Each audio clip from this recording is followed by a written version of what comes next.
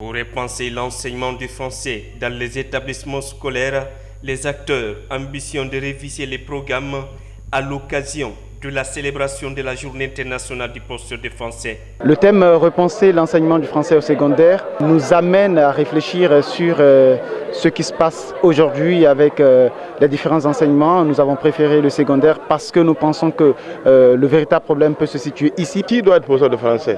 Il faut être formé dans les écoles spécialisées, ça sont les premiers critères.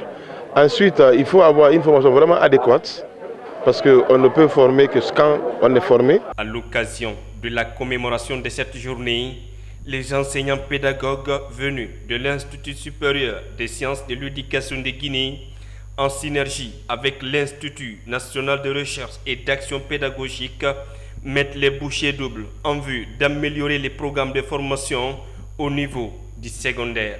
L'organisation guinéenne pour la culture de la francophonie qui pilote le projet œuvre depuis plusieurs années dans le cadre de la promotion de la langue française. Tout le monde est conscient aujourd'hui qu'ils sont vieux et qu'ils ne sont pas adaptés au contexte, au regard des nouvelles réalités que le monde connaît. Mais il y a des projets déjà qui sont initiés par le gouvernement et qui sont en cours.